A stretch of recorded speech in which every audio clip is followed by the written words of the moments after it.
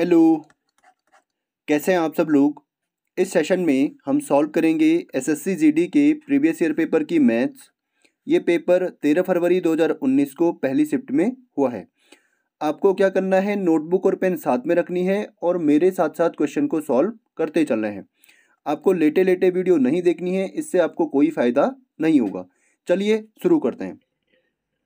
पहला क्वेश्चन है 8,250 रुपये की एक धनराशि 5 वर्षों में 2,475 रुपये का साधारण ब्याज प्रदान करती है। ब्याज की वार्षिक दर क्या होगी? आप मुझे बताइए एसआई बराबर क्या होता है? P into R into T upon 100। SI का मतलब साधारण ब्याज, और साधारण ब्याज कितना है? 2,475। तो यहाँ पे आएगा 2,475 बराबर में प्रिंसिपल कितना है? 8,250 और रेट हमें निकालनी है और टाइम कितना है? 5 वर्ष अपॉन में 100। एक जीरो से एक जीरो यहाँ कटेगा, 5 से कटेगा 2 बार। उसके बाद 5 से कटेगा 5 एकम 5, 5 छक्का 30 और 5 पंजे 25। फिर 5 से कटेगा 5 चौको 20, 5 नम्मा 45 और 5 पंजे 25। 5 से कटेगा 5 तियाँ 15, 5 तियाँ 15 और 5 से कटेगा 5 नम्मा 45 और 5 नम्मा 45। फिर 33 एकम 33 और 33 तियाँ 99। तो 3 बराबर होगा r/2 और r बराबर क्या होगा? 3 दूना 6%। ऑप्शन नंबर 3 इसका राइट आंसर होगा। ठीक है, अगला क्वेश्चन है, चलिए इसको सॉल्व कीजिए। यहाँ पे आपसे पूछा है 1 से 7 y1 से y7 का औसत निर्यात क्या है। ठीक है, ऊपर से आप इसको खुद से पढ़ना। तो y1 से लेके यहाँ तक इसका आपको औसत निर्यात निकालना है। तो यहाँ पे कितना है? 500, 5 और 7 12, 50 को भी छोड़ दीजिए। 1200 और 1000 कितना होगा? 2200, 22 और 2200 प्लस 12 कितना होगा? 3400, 3400 प्लस 1100 कितना होगा? 35, 3400 प्लस 1100 यानी 45, 45 और 9 54, 54 और 13 कितना होगा? 67 यानी 6700। ठीक है, और ये 50 भी था तो यहाँ पे 50 ऐड करेंगे तो कितना होगा? 67, 50 और टोटल कितने हैं? 1 2 3 4 5 6 और 7। तो अपॉन में 7, तो 7 नम्मा 63, 4 5 यानी 7 छक्का 42। फिर बचेगा 3 0 यानी 7 चौको 28। फिर यहाँ पे बचेगा 2 और यहाँ पे आएगा पॉइंट, यहाँ पे 0। 7 दूना 14, उसके बाद 6 0 यानी 7 8 56। तो ऑप्शन नंबर 3 इसका राइट आंसर हो जाएगा। ठीक है, उम्मीद करता हूँ ये आपको अच्छे से समझ में आया होगा। अगला क्वेश्चन है,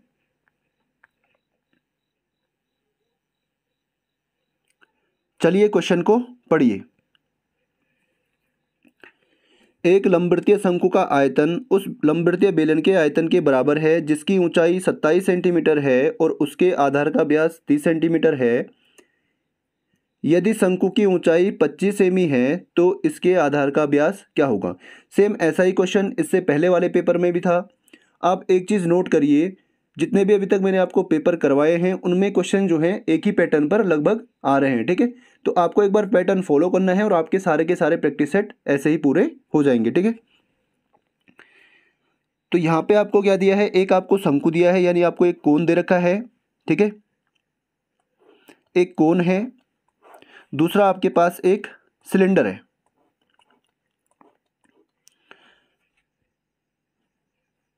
यहाँ पे जो लंबवृत्तीय बेलन है इसकी ऊंचाई कितनी है? 27। बेलन की ऊंचाई कितनी है? 27। और इसका जो व्यास है वो क्या है? 30। तो इसकी रेडियस क्या होगी? 15 सेंटीमीटर।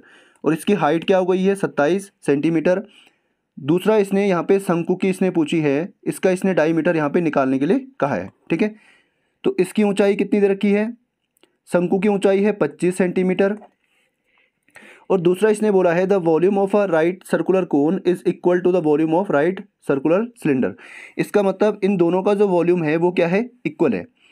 तो इसका वॉल्यूम क्या होता है? 1/3 पाई आर स्क्वायर एच, और इसका वॉल्यूम क्या होता है? पाई आर स्क्वायर एच। तो ये दोनों क्या है? इक्वल है। अब यहाँ से आप यहाँ पे मान लीजिए इसकी रेडियस क्या है? आर है। तो 1/3 इंटू पाई, पाई से यहाँ पे पाई कट जाएगा। आर की वैल्यू यहाँ पे हमें निकालनी है।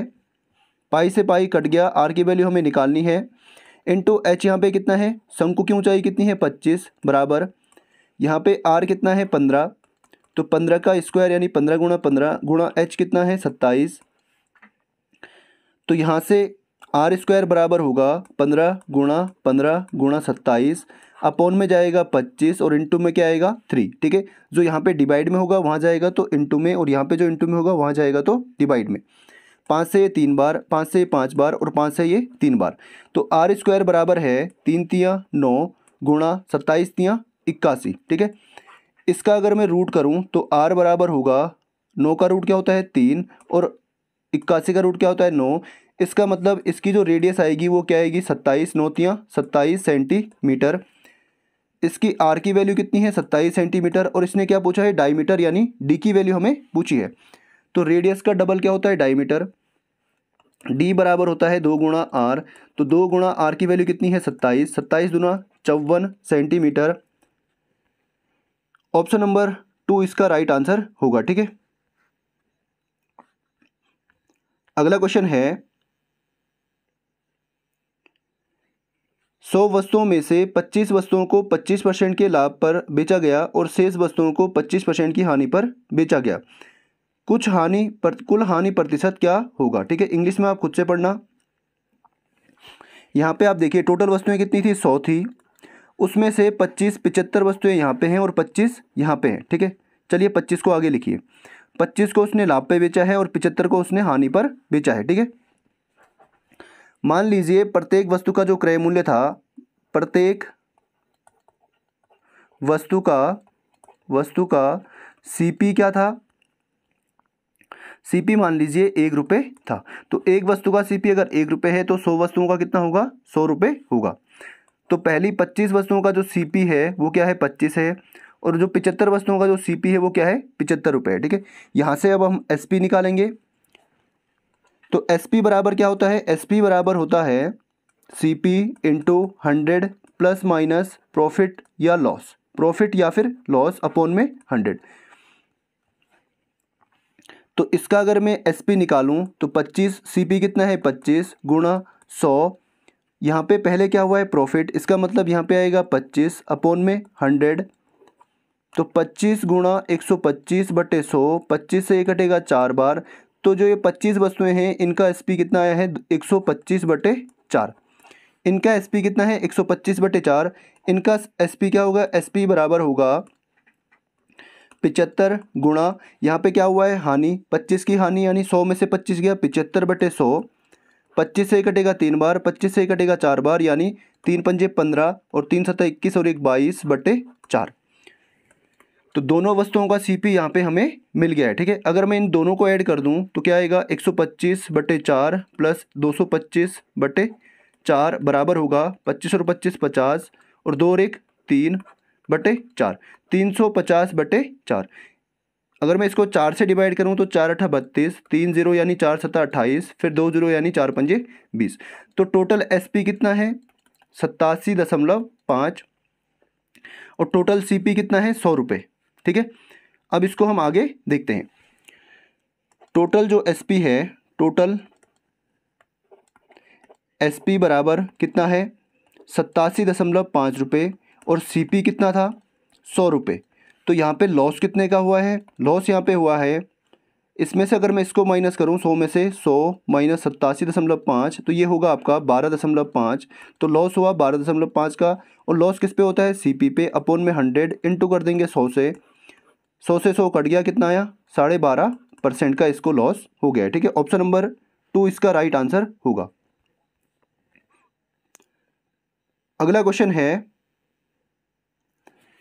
40 मैकेनिक 56 दिनों में एक बाइक की मरम्मत कर सकते हैं, तो 32 मैकेनिक इसी कार्य को कितने दिनों में करेंगे। ठीक है, तो ये तो आप बिना पेन लगाए भी सॉल्व कर सकते हैं। 4 से 8 से कटेगा 5 बार, 8 से कटेगा 4 बार और 4 से कटेगा 14 बार और 14 पंजे 70। ऑप्शन नंबर डी इसका राइट आंसर हो जाएगा। ठीक है, बाकी ये फॉर्मूला आपको याद होगा M1 into D2 M1 into D1 M1 into D1 बराबर M2 इंटू D2। तो M1 कितना है 40 और D1 कितना है 56 बराबर क्या होगा M2 कितने हैं 32 मैकेनिक हैं और इंटू D2 हमें निकालना है। ठीक है, 8 से कटेगा 7 बार, 8 से कटेगा 4 बार और 4 से कटेगा 10 बार और 10 गुणा 7 क्या होगा 70। Option number 4। अगला क्वेश्चन है चलिए इसको सॉल्व कीजिए। ये क्वेश्चन भी कई बार आ चुका है। इनका आपको एवरेज निकालना है, ठीक है। तो एवरेज के लिए मैंने आपको बताया था sum of data upon number of data. तो इनको आप ऐड कीजिए, नंबर ऑफ डेटा, ये सम ऑफ डेटा कीजिए, 23 plus 27 plus 29 plus 36 plus 47 plus x. तो 7 और 6 13, 13 और 9 22, 22 और 7 29 और 3 32, 5 और 2 7 और 2 9, 9 और 3 12, 12 और 4 16, 162 और प्लस में क्या आएगा एक्स, प्लस में एक्स। और इनका जो औसत है वो कितना है 35, अपॉन में टोटल नंबर कितने हैं 1 2 3 4 5 6, अपॉन में 6 बराबर औसत कितना है 35। तो यहाँ से 162 प्लस एक्स बराबर 6 पंजे 30, 6 3 18, 18 और 3 21, 210। तो x बराबर होगा 210 माइनस 162, यानी 10 में से 2 गया 8 और यहाँ पे 0 में से 6 गया 4, यानी 48। ऑप्शन नंबर 3 इसका राइट आंसर हो जाएगा, ठीक है। अगला है एक नल के एक टैंक को 8 घंटे में भर सकता है और नल L उसी टैंक को 20 घंटे में भर सकता है। दोनों नल एक साथ इस टैंक को कितने घंटे में भरेंगे? तो एक नल आपका है के इसको भरता है 8 घंटे में, L इसको भरता है 20 घंटे में। इनका एलसीएम आएगा 40। 8 के इसकी एफिशिएंसी होगी 8 पंजे 40 और इसकी एफिशिएंसी होगी 20 दूना 40। इन दोनों की एफिशिएंसी क्या होगी 5 और 2 7। इसका मतलब ये दोनों के दोनों, इसको हम 7 से अगर डिवाइड कर दें तो 40/7 घंटे में इसको भर पाएंगे, ठीक है। ऑप्शन नंबर डी इसका राइट आंसर हो जाएगा, ठीक है। अगला क्वेश्चन है, पहली वस्तु का विक्रय मूल्य 960 रुपये है और दूसरी वस्तु का क्रय मूल्य 960 रुपये है। यदि पहली वस्तु पर 20% का लाभ तथा दूसरी वस्तु पर 20% की हानि होती है तो कुल हानि क्या होगी? इस क्वेश्चन को आप ध्यान से देखना, इंग्लिश में आप खुद से पढ़ना। यहाँ पे पहली वस्तु है और यहाँ पे दूसरी वस्तु है। पहली वस्तु में हमें क्या दिया है एसपी कितना दे रखा है 960, जबकि दूसरी वस्तु में हमें क्या दे रखा है सीपी, ये कितना है 960। आपको मैं एक फॉर्मूला बता दूं, एसपी बराबर क्या होता है सीपी इंटू 100 प्लस में प्रॉफिट या लॉस प्लस माइनस प्रॉफिट या लॉस अपॉन में 100। तो यहाँ पे एसपी दिया है तो 960 बराबर, यहाँ से हम सीपी इसका निकाल लेंगे, सीपी इंटू 100 और यहाँ पे पहली वस्तु में क्या हुआ है लाभ हुआ है कितने का 20 का, तो यहाँ पे आएगा 20 अपॉन में 100। तो ये हो जाएगा 960 बराबर सीपी इंटू 120/100। 0 से 0 कट गया, 12 से कटेगा कितनी बार 12 × 96 यानी 80 बार, 10 जाएगा वहाँ पे। तो सीपी कितना आ गया है 10 × 80 यानी 800 रुपये। तो पहली वस्तु का जो क्रय मूल्य है वो कितना है 800 रुपये। यहाँ से हम निकालेंगे एसपी का फॉर्मूला क्या होता है, ये आपका फॉर्मूला होता है सीपी कितना है 960 इंटू 100। यहाँ पे क्या हुआ है हानि कितने की 20 की, तो 100 माइनस 20 अपॉन में 100। तो यहाँ पे आएगा 960 गुणा 80/100, 2 0 से 2 0 यहाँ पे कट गए, तो 8 छक्का 48, 8 नमा 72 और 4 76, 768 इसका क्या आ गया है एसपी आ गया है, ठीक है। इसने पूछा है कि कुल हानि क्या हुई है, यहाँ पे परसेंटेज में आपको नहीं पूछा गया है, ठीक है। तो अगर मैं इसका एसपी यहाँ से और यहाँ से दूसरी वस्तु का एसपी जोड़ दूँ तो कितना आएगा, इसमें अगर मैं 960 ऐड करूँ तो टोटल एसपी कितना आएगा 8 6 6 12, 9 और 7 16, 16 और 1 17, 1728 क्या है टोटल एसपी है, ठीक है। अगर मैं टोटल सीपी देखूं तो 800 यहाँ पे है और 960 यहाँ पे है, तो 8 और 9 17 यानी 1760, ये क्या है क्रय मूल्य है। और हानि कब होती है जब क्रय मूल्य बड़ा होता है। तो हानि बराबर होगा, हानि यानी लॉस बराबर 1760 माइनस 1728 सीपी माइनस एसपी बराबर क्या होगा 32। इसको हानि होगी 32 रुपये की, इसको टोटल हानि हो जाएगी। ऑप्शन नंबर डी इसका राइट आंसर होगा, ठीक है। अगला क्वेश्चन है, चलिए सॉल्व कीजिए, काफ़ी आसान क्वेश्चन है। नीरज 10 किलोमीटर और 20 किलोमीटर की दूरी को क्रमशः 1 घंटे और 5 घंटे में तय करता है। संपूर्ण यात्रा के लिए नीरज की औसत चाल क्या होगी? औसत चाल का फॉर्मूला होता है औसत चाल बराबर होता है कुल दूरी अपॉन में कुल समय, ठीक है, कुल समय। Average speed is equal to total distance upon total time. तो टोटल डिस्टेंस कितनी है 10 किलोमीटर यहाँ पे गया और 20 यहाँ पे गया, कितना गया टोटल 30, अपॉन में टाइम टोटल कितना लगा 1 घंटा यहाँ पे और 5 घंटा यहाँ पे, तो टोटल कितने हो गए 6। तो 6 से कटेगा 5 बार, तो ऑप्शन नंबर 3 इसका राइट आंसर हो जाएगा। ठीक है, 5 किलोमीटर प्रति घंटा। चलिए अगले क्वेश्चन को पढ़िए और सॉल्व कीजिए। ऊपर से आप खुद से पढ़ना, मैं आपको सीधा सीधा क्वेश्चन यहाँ से बताता हूँ। ठीक है, यदि देश के द्वारा प्राप्त वार्षिक हिमपात 700 सेंटीमीटर है तो S3 और S2 के वार्षिक हिमपात में क्या अंतर है। S2 कहाँ पे है, S2 वाला ये है, इसका मतलब ये है, तो S2 में कितना है 15%। S3 में इसने पूछा है, S3 में कितना है, S3 ये वाला है, S3 कितना है 20%। तो इनका अंतर 20 में से 15 गया 5%, तो इनका अंतर क्या है 5%, और टोटल क्या है 700। तो 700 का 5% यानी 7 पंजे 35। ऑप्शन नंबर डी इसका राइट आंसर हो जाएगा। ठीक है, अगला है, चलिए इसको सॉल्व कीजिए।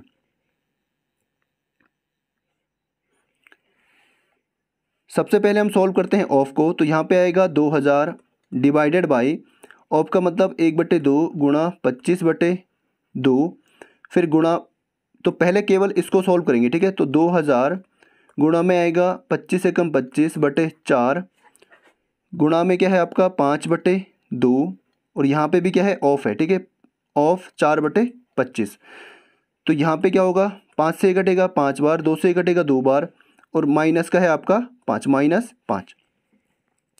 तो यहाँ पे आपका हो जाएगा, यहाँ पे डिवाइड था। ठीक है, तो 2000 यहाँ पे अगर इंटू आएगा तो ये उल्टा होगा 4/25, गुणा में आपका होगा 5 से कटा था 5 बार और 2 से 2 बार, यानी 2/5 ऋण 5। इसके बाद 25 से कटेगा 25 अठा 200 8 बार, यानी 80 बार, 5 से कटेगा 16 बार, तो 16 चौको 64 और 64 दूनी 128, और 128 माइनस 5 कितना होता है 123। ऑप्शन नंबर 2 इसका राइट आंसर होगा। ठीक है, आप इसको देख लेना, थोड़ा सा यहाँ पे साफ साफ नहीं हो पाया। ठीक है, अगला क्वेश्चन है,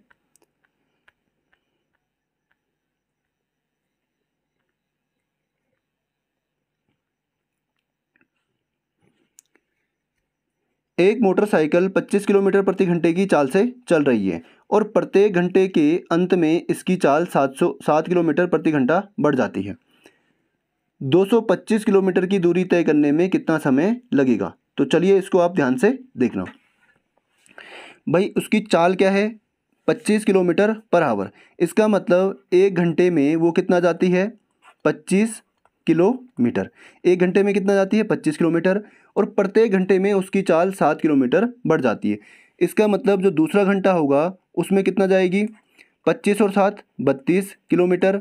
तीसरे घंटे में कितना जाएगी 32 और 7 39 किलोमीटर, क्योंकि 7 किलोमीटर प्रति घंटा उसकी चाल बढ़ती रहती है। ठीक है, फिर उसके बाद चौथे घंटे में जाएगी 7, इसमें और ऐड करो कितना होगा 46, फिर उसके बाद 7 और ऐड कीजिए कितना होगा 46 और 7 53, और फिर से 7 ऐड करेंगे तो कितना आएगा 60 किलोमीटर। ठीक है, अब आप यहाँ पे ध्यान से देखिए, इनको अगर मैं ऐड करूँ तो यहाँ से कितना होगा 5 और 2 7, 7 और 9 16, 16 और 7 कितना होगा 16, 16 और 6 22, 22 और 3 25, 25 को 5, उसके बाद 2 और 3 5, 5 और 3 8, 8 और 4 12, 12 और 5 17, 17 और 6 23, और हासिल कितना था 2, तो 255 टोटल इतनी दूरी वो चल लेगा, जबकि हमें कितनी दूरी जानी है 225। तो इस लास्ट वाले को हम नहीं लेंगे। ठीक है, 5 हावर और यहाँ पे 6 हावर। तो अभी इसको आप मत लीजिए, केवल यहाँ तक आप लीजिए। इसमें से अगर मैं 60 माइनस करूँ तो कितना आएगा 195, यहाँ पे बचेगा आपका 5, और 15 में से 6 गया 9, और यहाँ पे 1, तो 5 घंटे में कितना जाएगा 195 किलोमीटर। अब जाना कितना है 225, टोटल कितना जाना है 225, तो कितना बचा यहाँ से अगर माइनस करूँ तो 0, 12 में से 9 गया 3, 30 किलोमीटर हमारे पास बचा है। 30 किलोमीटर वो जाएगा, और कितने की चाल से जाएगा 60 किलोमीटर पर हावर की स्पीड से। तो 30 किलोमीटर टाइम कितना लगेगा, टाइम बराबर डिस्टेंस अपॉन स्पीड। स्पीड कितनी है 60 किलोमीटर प्रति घंटा, 30 से कम 30, 30 दूना 60, इतना हावर उसको आगे लगेगा। तो यहाँ पे उसको लगा था 5 घंटा, टोटल कितने लगे थे यहाँ तक 5 घंटे, 5 घंटे प्लस यहाँ पे 1/2 घंटा, तो कितना होगा 2 पंजे 10 और 11/2 हावर। ऑप्शन नंबर 1 इसका राइट आंसर होगा। ठीक है, अच्छा क्वेश्चन था। अगला क्वेश्चन है, इसमें आपको बहुलक निकालना है। ठीक है, इसका आपको मोड यहाँ पे निकालना है। बहुलक हम उसे कहते हैं जो बार बार जो संख्या आती है या जिसकी फ्रीक्वेंसी सबसे ज़्यादा होती है, बारंबारता सबसे ज़्यादा होती है। तो सबसे ज़्यादा बार यहाँ पे 23 आया है। ठीक है, 23, 1, 2, 3, 4 और ये 5। तो यह इसका जो बहुलक होगा वो क्या होगा 23 होगा। अगला क्वेश्चन है,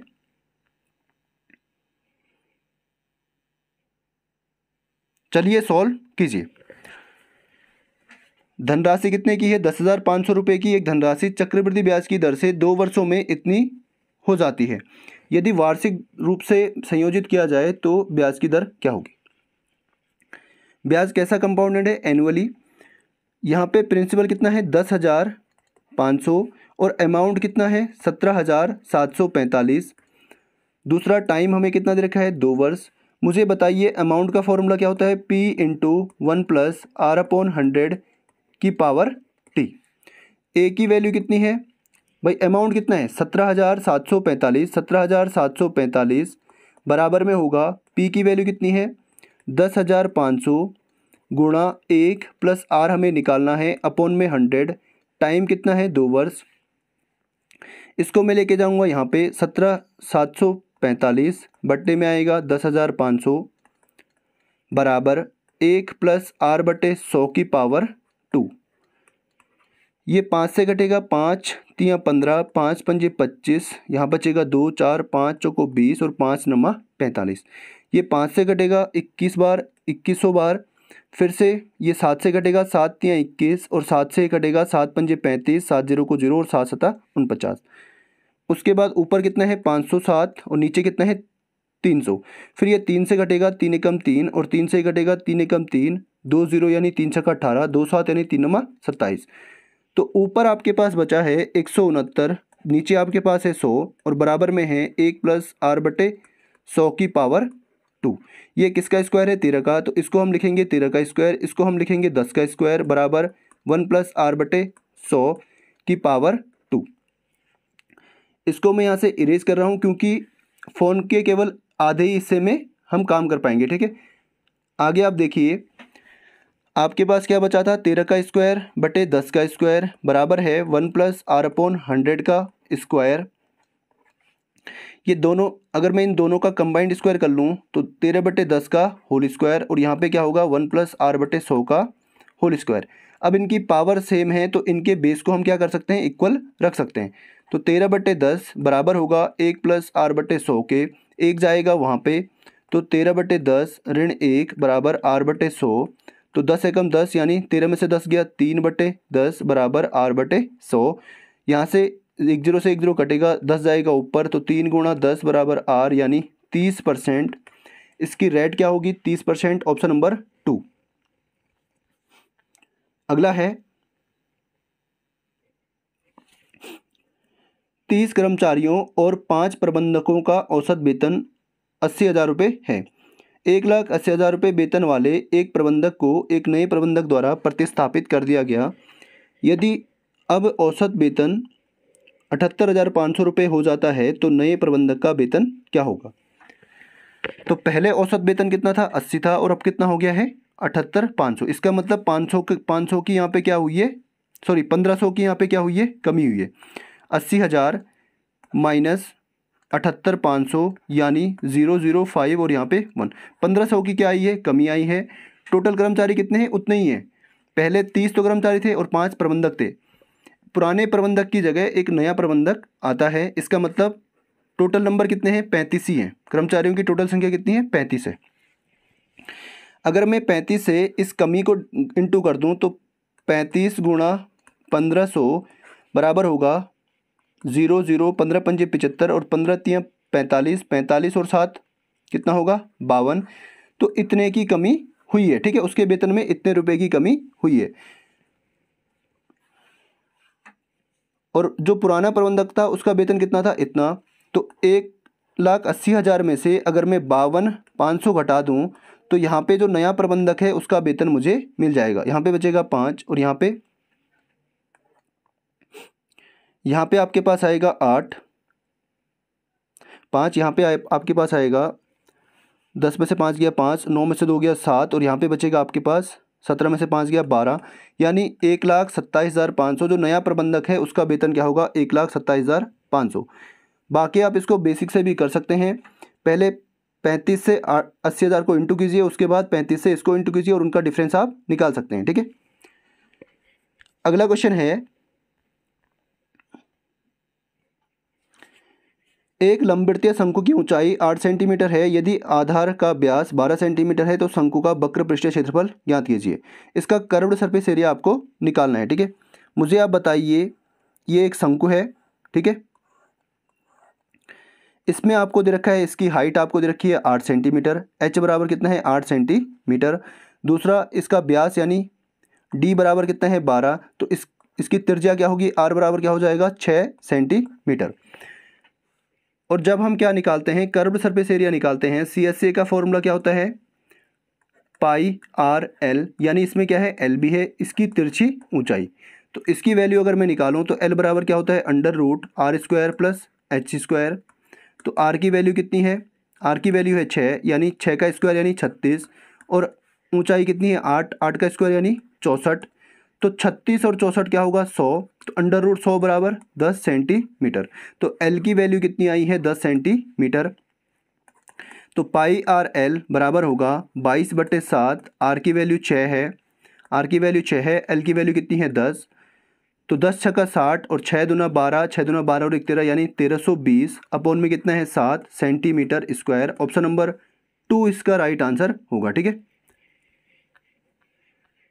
अगला क्वेश्चन है, दो त्रिभुजों के क्षेत्रफलों का अनुपात 1:2 है, उनके आधारों का अनुपात 3:4 है, उनकी ऊंचाइयों का अनुपात क्या होगा।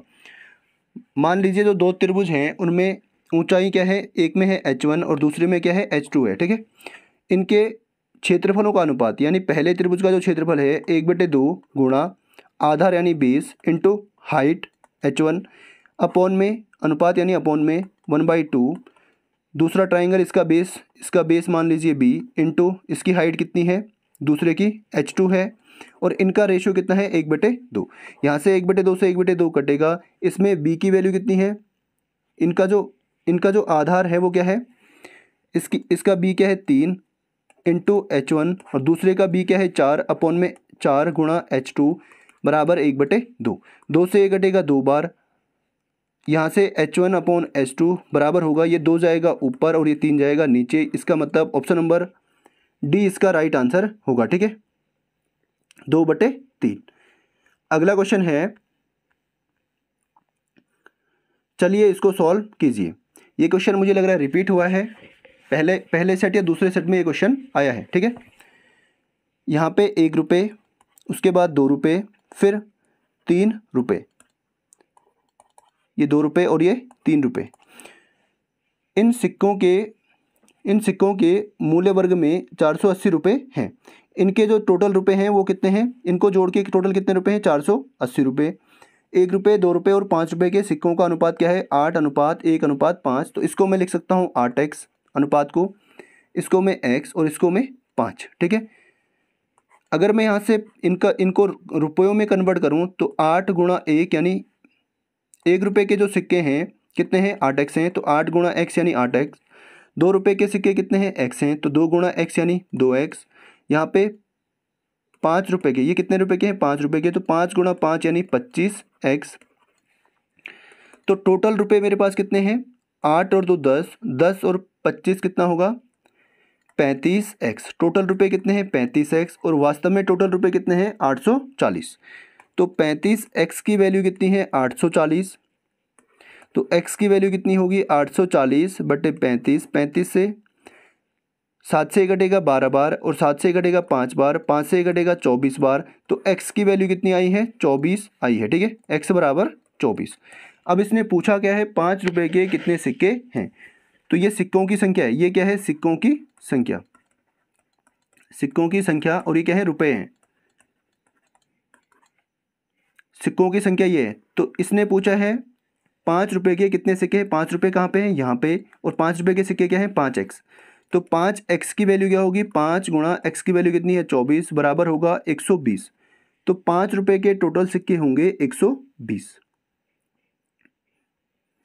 अगला है, चलिए इसको सॉल्व कीजिए।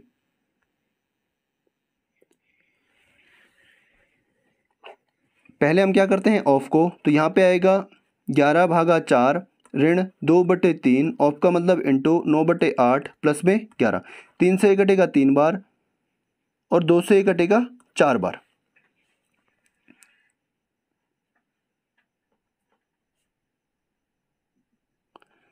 उसके बाद यहाँ पे क्या आएगा, यहाँ पे आपका आएगा 11/4, भाग का मतलब 11/4, माइनस यहाँ पे है 3/4, प्लस में क्या है 11। यहाँ पे आपका एलसीएम आएगा 4, 11 माइनस 3 यानी 8/4, और प्लस में क्या है 11। 4 से कटेगा 2 बार, तो 11 + 2 कितना होगा, 11 + 2 बराबर होगा 13। ऑप्शन नंबर ए इसका राइट आंसर होगा। अगला क्वेश्चन है, चलिए सॉल्व कीजिए। ऐसा क्वेश्चन लगभग प्रत्येक सेट में आया ही है, ठीक है। दो संख्याओं का लघुत्तम समापवर्तक और महत्तम समापवर्तक 30 और 5 है। यदि उनका योग 25 है तो इन दोनों संख्याओं का अंतर क्या होगा। तो संख्याएं क्या मानेंगे, 5x और 5y। 5 क्यों लेंगे इसके साथ, क्योंकि यहाँ पे इनका जो HCF है वो क्या है, 5 है, और HCF क्या होता है, दोनों संख्याओं का कॉमन फैक्टर होता है, इसलिए मैंने इनके साथ क्या ले लिया है, 5 ले लिया है, ठीक है। अब इनका अगर मैं एलसीएम निकालूं तो यहाँ से कॉमन क्या है, 5, तो 5 कॉमन आएगा, बचेगा x और y, बराबर एलसीएम बराबर कितना है, 30। तो एक्स वाई की वैल्यू कितनी होगी, 30/5 यानी 6। तो एक्स वाई बराबर होगा 6 के। उसके बाद इनका योग यानी 5x + 5y बराबर कितना है, 25। तो x + y बराबर कितना होगा, 25/5 यानी 5। तो x + y की वैल्यू कितनी है, 5। अब फॉर्मूला आप यहाँ पे लगाएंगे, x - y का स्क्वायर बराबर होगा x + y का होल स्क्वायर, माइनस में आपका आएगा 4xy, ठीक है। ऐसे हम क्यों लिखते हैं, इससे क्या होगा, देखिए x, इसको मैं खोलूँ तो यहाँ पे आएगा x² + y² प्लस में होगा 2xy माइनस का 4xy। तो यहाँ से 4xy में से 2xy जाएंगे, कितने बचेंगे, x + y² माइनस 2xy यहाँ पे बचेगा, जो कि इसका फॉर्मूला होता है, ठीक है। इसलिए हम इसको ऐसे लिखते हैं। अब यहाँ से आप देखिए x - y हमें निकालना है। x + y की वैल्यू कितनी है, 5। x + y की वैल्यू कितनी है, 5 है, ठीक है। x + y बराबर कितना है, 5। तो यहाँ पे 5 का स्क्वायर माइनस 4 गुणा xy की वैल्यू कितनी है, 6 गुणा 6, तो 5 का स्क्वायर 25, 25 माइनस 24 कितना होता है, 1। तो x - y की वैल्यू कितनी आई है, 1। अब इन दोनों का डिफरेंस हमें निकालना है, अंतर इनका हमें निकालना है। तो 5x - 5y बराबर क्या होगा, 5 यहाँ से कॉमन आएगा, x - y। तो 5 गुणा x - y की वैल्यू कितनी है, 1, यहाँ पे आएगा 1। तो 5 एकम 5, ऑप्शन नंबर डी इसका राइट आंसर होगा, ठीक है। अगला है, चलिए पढ़िए और सॉल्व कीजिए। एक दुकानदार 15% की छूट पर एक कूलर बेचता है। यदि वह 19% की छूट देता है तो वह 332 रुपये कम कमाता है। कूलर का अंकित मूल्य क्या होगा। क्वेश्चन को ध्यान से पढ़िए, काफ़ी इजी क्वेश्चन है। अगर मैं इसको यहाँ पे इन दोनों का डिफरेंस कितना है, 4, 25 और 15 और 19 का डिफरेंस 4 है, तो 4% की वैल्यू 332। तो 4 × 12, 4 × 8 = 32, 4 × 12, इसका मतलब 8300 इसका राइट आंसर होगा, ठीक है। बाकी आप यहाँ पे देखिए, पहले वो कितने की छूट देता है, 15% की। पहले वो छूट देता है 15% की और बाद में 19% की। तो छूट कितनी कम हुई है, 19, कितने की कमी आई है, 4 की। और पैसे में भी कितने की कमी आई है, छूट में कमी आई है 4% की, और पैसे में कितने की कमी आई है, 332 रुपये की। तो 4% बराबर 332, 100% बराबर कितना होगा, 332/4 गुणा में 100। 4 से कटेगा 8 बार, 4 × 8 = 32 और 4 × 3 = 12 यानी 8300 रुपये। तो इसका जो MP था यानी अंकित मूल्य था वो क्या था, 8300 रुपये था। क्योंकि छूट हमेशा किस पे मिलती है, अंकित मूल्य पे मिलती है। चलिए इसको सॉल्व कीजिए।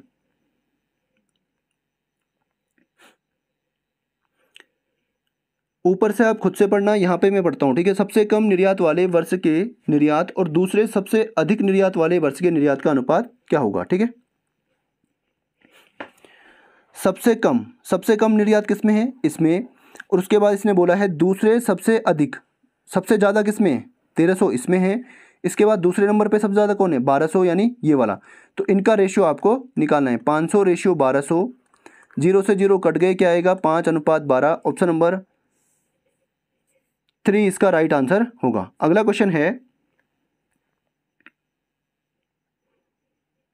चलिए क्वेश्चन को पढ़िए और सॉल्व कीजिए। एक्स, वाई और जेड तीन संख्याएं हैं, ठीक है। सॉरी, एक्स वाई हैं, केवल दो ही हैं, एक्स और वाई। यहाँ पे जो x है वो y से 80% अधिक है। इसका मतलब y को हम लेंगे 100 और x क्या हो जाएगा, 180, यानी 80% ज़्यादा। अब ये बोलता है x y से कितना परसेंट कम है, कितना परसेंट कम है, y x से, y जो है वो x से कितना परसेंट कम है, कितना कम है, 80, और किससे कम है, x से। तो अपॉन में आएगा 180, इंटू कर देंगे 100 से, 1 0 से 1 0 कटेगा, 2 से ये 40 बार, 2 से 9 बार, यानी 400/9। इसका मतलब 9 चौको 36, यहाँ पे 4 0, यानी 9 चौको 36, फिर 0.44, यानी 44.44% इसका राइट आंसर होगा, ठीक है। अगला है,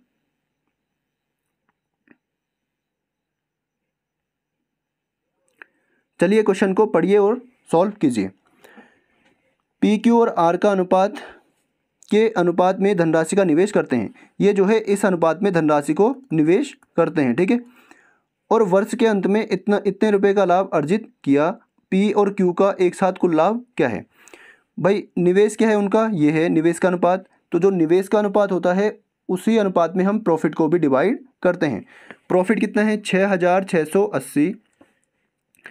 टोटल निवेश अगर मैं देखूं तो 7 और 4 11, 11 और 9 20। इसका मतलब 20 की वैल्यू कितनी है, 6680। एक की वैल्यू कितनी होगी, 6680/20। 0 से 0, 3 दूना 6, 3 दूना 6 और 3, सॉरी 2 3 6, 2 3 6 और 2 चौको 8, 334। अब इसने पूछा क्या है, पी और क्यू का एक साथ कुल हिस्सा। पी और क्यू और ये आर, इनका एक साथ, यानी 7 और 4 11। तो 11 की वैल्यू क्या होगी, 11 बराबर होगा 334 गुणा 11, यानी 11 चौको 44, 11 3 33 और 4 37, 11 3 33 और 3 36। तो इसका राइट आंसर होगा ऑप्शन नंबर 4। अगला है, KLM क्रमशः 15:20:27 के अनुपात में धनराशि का निवेश करते हैं। यदि उन्होंने वर्ष के अंत में इतने रुपए का लाभ अर्जित किया है तो इन के और एल के हिस्से के बीच अंतर क्या होगा। सेम क्वेश्चन है, बस यहाँ पे क्या पूछा है, डिफरेंस पूछा है।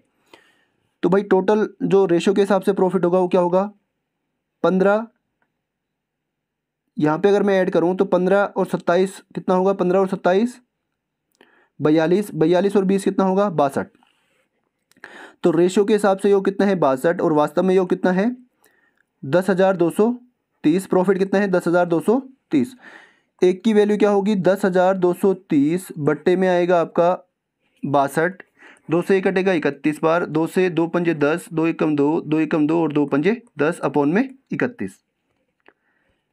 अगर मैं इसको 31 से डिवाइड करूं तो 31 एकम 31, यहाँ बचेगा 20 और 1 201, 31 छक्का 6 कम 6, 6 कम 6 6 18, यहाँ बचेगा 5, यहाँ पे बचेगा आपका 1, यहाँ पे बचेगा 1 15। उसके बाद यहाँ पे कितना है 5, तो 31 पंजे 5 एकम 5, 5 3 15। तो ये कटेगा 1 6 और 5 165 बार। एक की वैल्यू कितनी है, 165। इसने पूछा है के और एल का डिफरेंस। के की वैल्यू क्या है 15, एल की वैल्यू क्या है 20। तो 15 और 20 का डिफरेंस कितना है 5। तो 5 की वैल्यू क्या होगी, 5 165 गुणा 5, 5 पंजे 25, 5 अगर 30 और 2 32, 5 एकम 5 और 3 8, 825। तो इन दोनों का डिफरेंस क्या होगा 825। सेम क्वेश्चन था, जैसे पहला क्वेश्चन था वैसे ही ये वाला क्वेश्चन भी था। तो आपको एक बार पैटर्न पकड़ना है और उसके बाद क्वेश्चन को सॉल्व करते चलना है और लगातार इनकी प्रैक्टिस करते रहनी है, ठीक है।